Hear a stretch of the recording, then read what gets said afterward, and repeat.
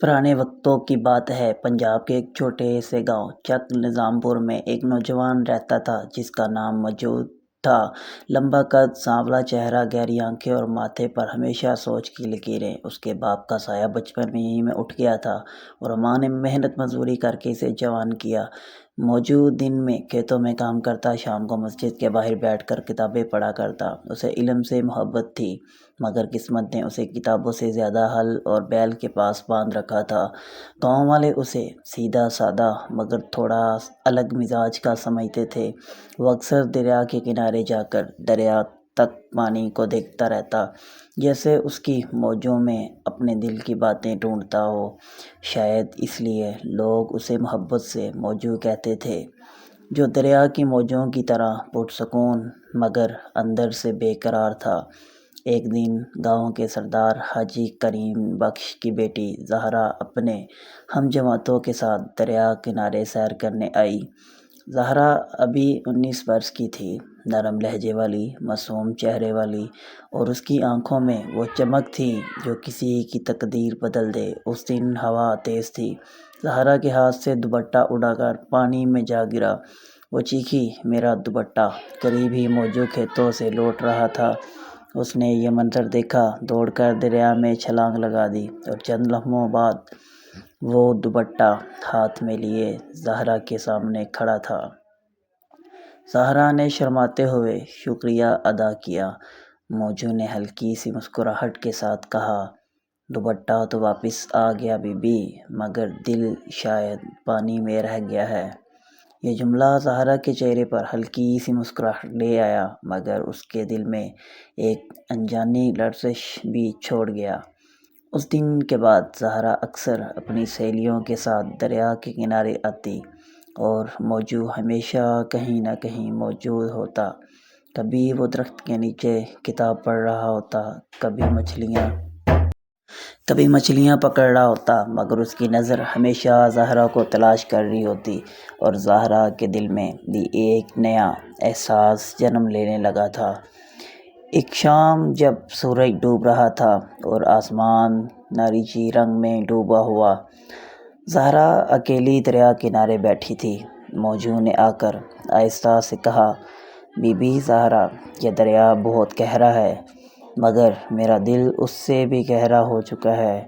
زہرا نے نظریں جھکا لیں، موجو، ہم مختلف دنیا کے لوگ ہیں، میرے ابا کبھی یہ رشتہ قبول نہیں کریں گے۔ موجو نے ہلکی مسکراہٹ کے ساتھ کہا، دل کے رشتے اجازت نہیں مانگتے، بس دعا مانگ لیتے ہیں۔ وقت گزرتا گیا، دونوں کی ملاقاتیں خاموشی سے بڑھنے لگیں۔ زہرا کے دل میں اب موجو کے لیے وہی جذبہ تھا جو چاندنی راتوں میں چاند کے لیے ہوتا ہے، چمکدار مگر دور۔ ایک رات زہرا نے اپنی سہیلی کو خط دیا، یہ موجو تک پہنچا دینا۔ خط میں لکھا تھا، میں تمہیں بھول نہیں سکتی، مگر میں تمہیں پا بھی نہیں سکتی۔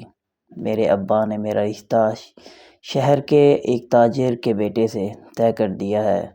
موجو، اگر قسمت نے چاہا تو اگلے جنم میں تمہارے ساتھ رہوں گی۔ اس جنم میں میرا نصیب کسی اور کے ساتھ لکھ گیا ہے۔ موجو نے خط پڑھا تو دریا کے کنارے دیر تک بیٹھا رہا۔ ہوا چل رہی تھی، لہریں شور کر رہی تھیں، مگر اس کے دل میں مکمل خاموشی تھی۔ اس نے زمین پر ہاتھ رکھا، کہا، اے زمین، اگر کبھی اس ندی کے پانی میں میرا نام گرے تو اسے زہرا کے آنسوں کی طرح محفوظ رکھنا۔ چند دن بعد زہرا کی شادی دھوم دھام سے ہو گئی۔ گاؤں کے سب لوگ خوش تھے، مگر ایک شخص خاموش سے دریا کے کنارے بیٹھا تھا، وہ موجو تھا۔ اس نے سفید لباس پہنا تھا، جیسے کسی جنازے پر آیا ہو۔ اس کے دل میں محبت کا جنازہ اٹھ چکا تھا۔ مہینے گزرتے گئے، زہرا شہر چلی گئی اور موجو گاؤں میں اکیلا رہ گیا۔ اس کی ماں بھی بوڑھی ہو چکی تھی۔ موجو اب کم بولتا، کم ہنستا اور زیادہ دریا کے پاس رہتا۔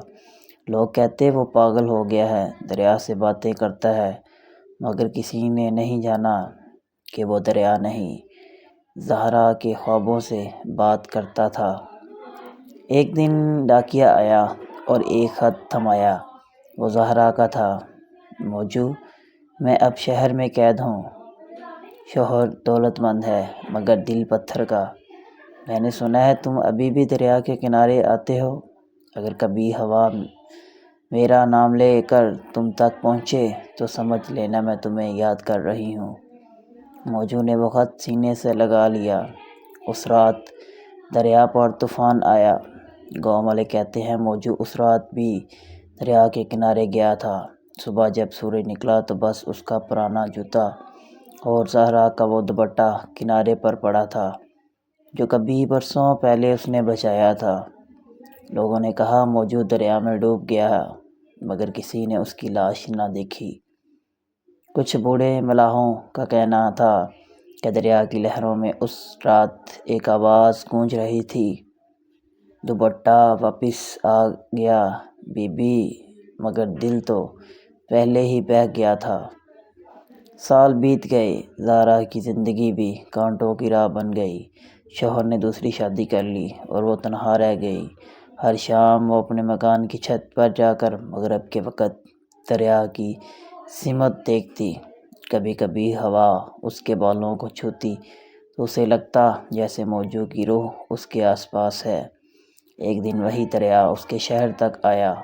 سیلاب کے پانی میں زہرا نے پانی کو دیکھا، آنکھیں بند کر لیں اور آہستہ سے کہا، موجو اگر تم ابھی بھی لہروں میں ہو تو مجھے اپنے ساتھ لے جاؤ۔ اگلے دن اخبارات میں خبر چھپی، شہر کے قریب سیلاب میں ایک عورت بہہ گئی۔ کسی نے نام نہیں جانا